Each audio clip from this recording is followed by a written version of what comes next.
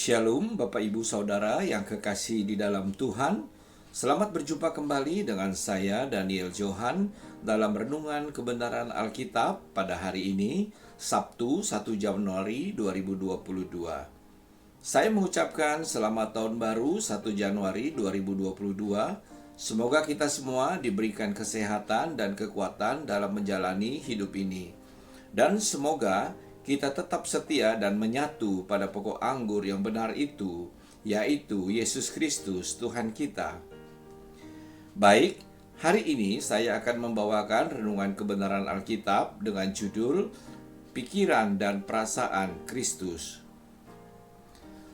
Segala kehendak dan keinginan manusia bermula atau timbul dari hati dan pikirannya, lalu termanifestasi dalam wujud tindakan dan perbuatan. Manusia lama dengan segala kehendak dan keinginan manusia dagingnya tidak akan mampu hidup benar di hadapan Allah. Demikianlah yang dikatakan oleh Alkitab. Mari kita baca Alkitab kita di Roma 3 ayatnya yang ke-10. Demikian firman Tuhan. Seperti ada tertulis, tidak ada yang benar, seorang pun tidak. Mari kita baca juga Alkitab kita di Yohanes 6 ayatnya yang ke-63. Demikian firman Tuhan. Rohlah yang memberi hidup, daging sama sekali tidak berguna. Perkataan-perkataan yang kukatakan kepadamu adalah roh dan hidup. Saudara, segala pikiran dan perasaan manusia lama yang terwujud dalam tindakan dan perbuatan tidaklah berguna sama sekali.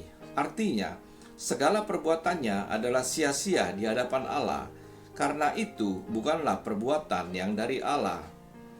Mari kita baca Alkitab kita di Yesaya 64 ayatnya yang ke-6. Demikian firman Tuhan. Demikianlah kami sekalian seperti seorang najis dan segala kesalehan kami seperti kain kotor. Kami sekalian menjadi layu seperti daun dan kami lenyap oleh kejahatan kami seperti daun dilenyapkan oleh angin.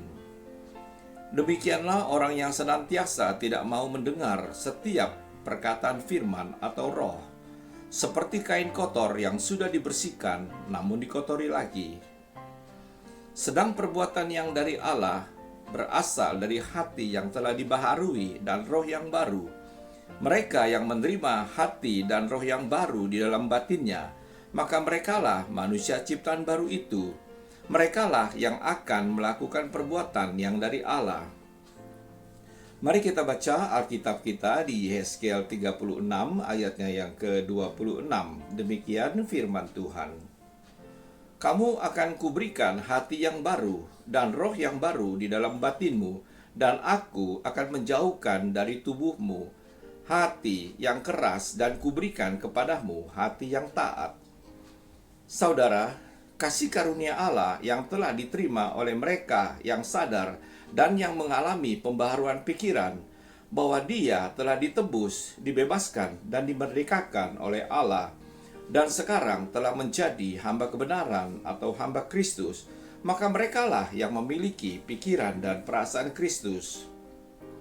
Nah, pikiran dan perasaan Kristus inilah yang memampukan kita, orang percaya, untuk dapat hidup sesuai dengan kehendak Allah. Di mana Allah menghendaki manusia yang telah dihidupkannya itu untuk hidup di bawah hukum Kristus, yaitu mengasihi Allah dan sesama manusia.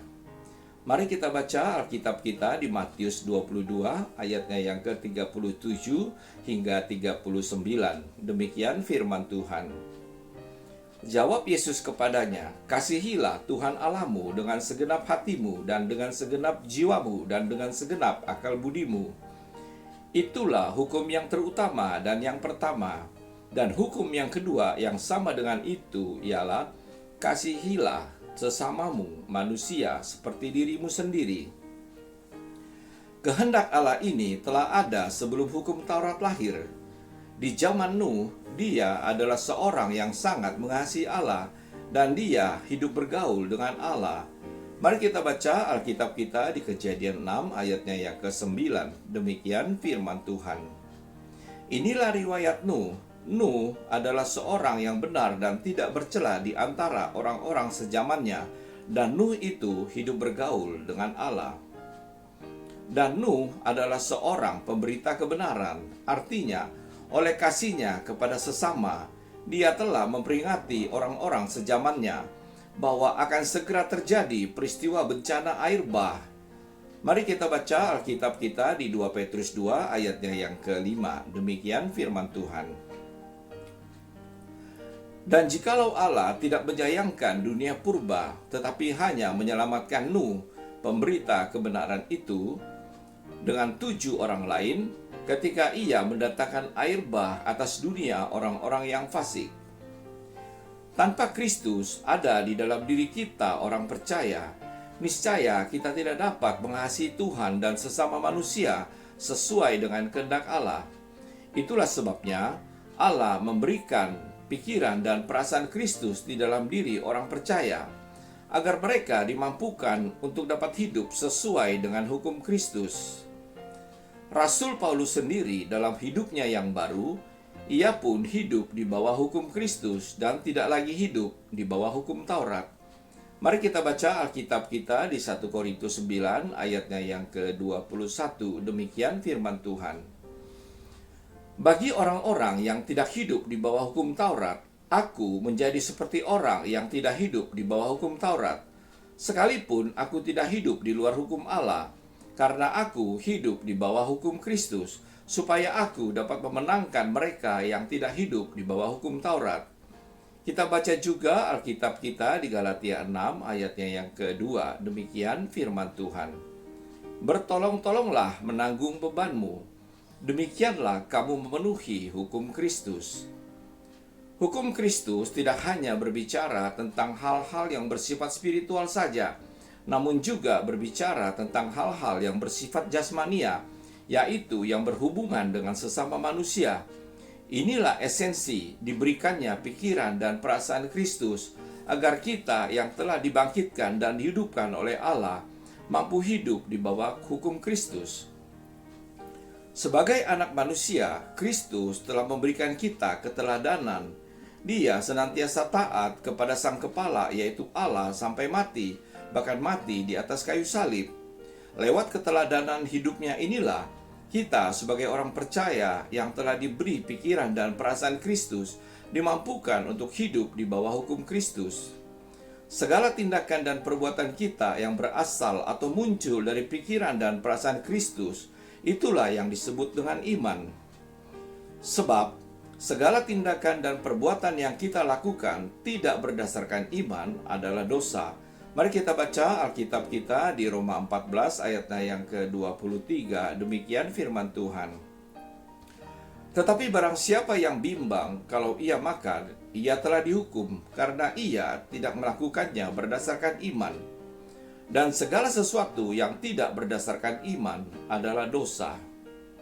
Sebagai penutup, kita melakukan tindakan dan perbuatan yang muncul dari pikiran dan perasaan Kristus bukanlah untuk memperoleh keselamatan, akan tetapi itulah natur kita yang baru, mengerjakan keselamatan yang telah kita miliki.